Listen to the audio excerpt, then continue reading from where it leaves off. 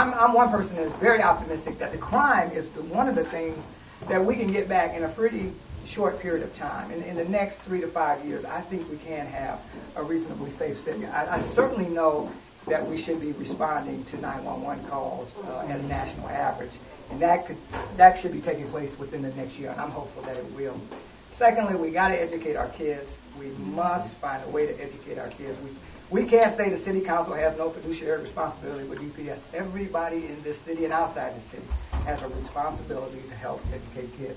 It is not going to be empty nesters. It's not going to be kids coming out of college that rebuild Detroit. It's going to be families. And families aren't coming here if we're not safe and if they cannot educate their kids. I mean, I think somebody asked me in the debate, why people were leaving. And I told the story that my own daughter, who was born here in the city of Detroit, knows nothing else but Detroit, doesn't live in Detroit, but teaches school at a public school here. And if I gave her a house, she'd probably say, I couldn't afford the taxes, I couldn't afford the insurance, I couldn't afford to put my kids in private school. And she'd definitely tell you it's not safe because she's been robbed, she's had her car stolen. And so for all of those reasons, people are leaving the city. 1,000 to 1,200 a month are leaving our city. And I'm not talking about poor people that can't pay taxes. I'm talking about people that have the wherewithal to leave. They're leaving their houses behind. They got a job, and they're leaving our city. And we got to stem that tide. And we only do it if we reduce crime, if we get a handle on DPS. And I'm hopeful that Mr. Bob is starting to do that. And the new city council, we have to do our job and start providing some service that people expect. Services are going to be drastically cut in this city. Yeah, I mean, there is no way around it. Every revenue source that we have is coming up short. Sales tax, 6% sales tax. It's down 11% in the state. 20% of our operating budget comes out of sales tax. Will be cut by 11%. Casino dollars are being cut. Less people playing at the casino. Now they're talking about opening one up in Toledo. That would take $350 million out of our Detroit economy. That would be a disaster. Property values. Obviously, we all know the effect of property values. So that tax money is coming up short. We cannot afford 13,000 city employees, and there will be drastic cuts as early, probably as right after the election in November. We couldn't make payroll in October.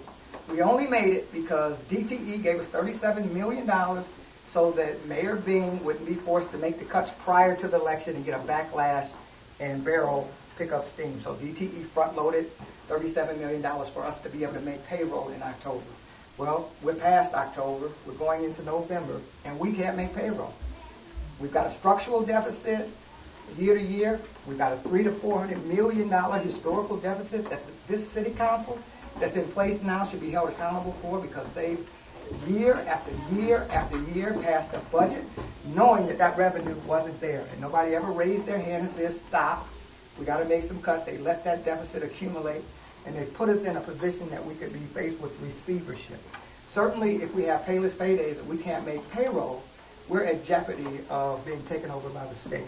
If that happens, we lose all ability to prioritize the services that we Detroiters think are most important, and someone else will come in and prioritize our service, and they could very well sell our water to make up for that deficit. So those three things: we've got to get a handle on crime. We've got to do something about helping to educate our kids. I mean, and it can be as simple as, if we don't have money for rec centers, standalone rec centers, then let's put the money we have into schools and make them the community rec centers. Let's get our police department working on truancy. That's who's breaking in these houses in the daytime while you're at work. It's kids that should be in school. And the police department, we're riding by kids because we say that's not our responsibility. That's DPS's. It's everybody's responsibility. Everybody's responsibility to help educate our kids. If we reduce the truancy rate, we'll not only reduce the crime rate in the city of Detroit, but we'll also reduce the dropout rate because these kids don't decide one day to wake up and that they're not going to go to school. They miss a class, they miss 2 classes, they miss a day, 2 or 3 days, and it's a process. If we can intervene and get them back in school, you'll reduce the dropout rate, and you'll bring more money into the system from the state. So city council, everybody in this room, we have to play a larger role with regards to DPS and help to educate these kids. So those are going to be the 3 primary things. Obviously, services are huge. If we're going to cut services, Because I'm telling you, after November, we have to look and say police, fire, EMS, pick up the garbage, and then every other service that the city provides is going to be on the table for elimination, merger, or consolidation of some form. We just can't afford 13,000 city employees with a shrinking budget. Not if we're going to structurally fix the budget and start chipping away at the historical deficit. Then